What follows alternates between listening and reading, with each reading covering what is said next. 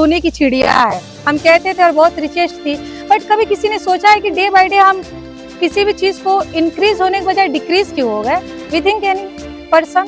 अभी हम सबको ये लगता है कि हम, जैसे कि इंडिया में जब जीएसटी लागू हुआ तो सब जीएसटी के चक्कर में पड़े गए, तो अरे सरकार ने ऐसे कर दिया वैसे कर दिया, हम जीएसटी क्यों दे रहे हैं? और उस खेत पे भी हमें जजिया देना पड़ता था, मतलब 70% टैक्स देते थे।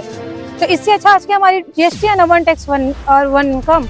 किसी भी आदमी को मजबूत होने के लिए कि उसकी रीढ़ की हड्डी बहुत जरूरी होती है। कहते हैं ना कि अगर रीढ़ की हड्डी जरूरी है तो आदमी मजबूत है, वैसे ही हमारे जनरेशन है। अगर how can I grow the Indian economic, how can I grow the GDP, how can I grow the GDP, MP, NNP? Can you please tell me anyone what is the GDP? What is the meaning of GDP? total population of the divided by the total income of the country. या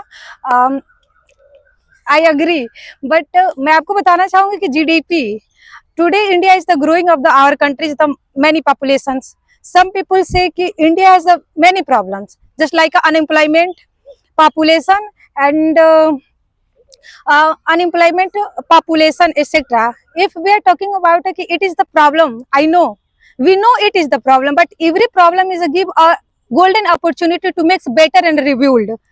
So if we know that today is our India is the mixed economy, but we are talking about 18th century. It after the after British come in the India is the total dependent the industry sector.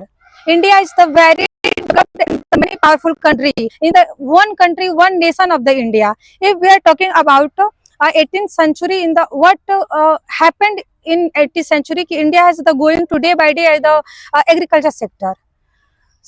Agriculture sector. When the British people come in India, he saw the India is the many richest person, and he has the developed, and he has a many business and the industry in the India.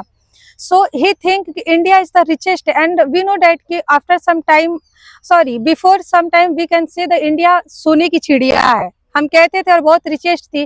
But कभी किसी ने सोचा है कि day by day हम किसी भी चीज को इंक्रीज होने के बजाय डिक्रीज क्यों हो गए? We think any person? अभी हम सबको ये लगता है कि हम, जैसे कि इंडिया में जब जीएसटी लागू हुआ तो सब जीएसटी के चक्कर में पड़े गए, तो अरे सरकार ने ऐसे कर दिया वैसे कर दिया, हम जीएसटी क्यों दे रहे हैं? बट अगर हम आफ्टर बिफोर इंडिपेंडेंट की बात करें तो उससे पहले हमारे से हमारी इंडस्ट्री, जो भी बिजनेस थे, वो सारी चीजें छीन ली गई थी। बस हमारे पास बचा था तो हमारे खेत, और उस खेत पे भी हमें जजिया देना पड़ता था, मतलब 70% टैक्स देते थे। तो इससे अच्छा आज की हमारी जीएसटी है ना, one tax one income. So respectfully I want to say our youth, because India is the nation, he has a many youth, yeah, we can say कि India is the youth countries.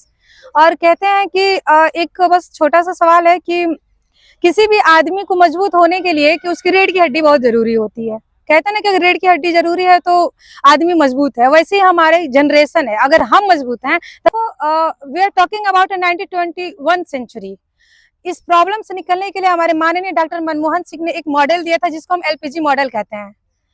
या you know anyone please give me what is the model of LPG model? Please give me answer anything? No? तो LPG model हमारा वो था कि जब India day by day decrease होने लगा अर्थव्यवस्था के मामले में, तो उन्होंने एक एलपीजी मॉडल के थ्रू ये किया कि वो हमारे देश को ग्रोथ के लिए मतलब फोकस किए। एलपीजी मतलब ये होता है कि प्राइवेटाइजेशन, लाइबलाइजेशन एंड ग्लोबलाइजेशन। इसका मतलब ये होता है कि it is the open to our market of the export and import of the other countries. आज हम अदर कंट्री जा सकते हैं, आ सकते हैं, फिर अदर कंट्री से हम जो भी बिजनेस करते हैं, it's the totally reason of the LPG model. और एज द लास्ट में इतना कहना चाहूंगी कि भारत की अर्थव्यवस्था इतनी भी बिगड़ी नहीं है जितना हम सोचते हैं। हम बस बजट हर साल देख लेते हैं कि क्या है कैसा, हम टोटल बस अमाउंट देखते हैं, उसके फैक्टर नहीं देखते हैं क्या है कैसा है।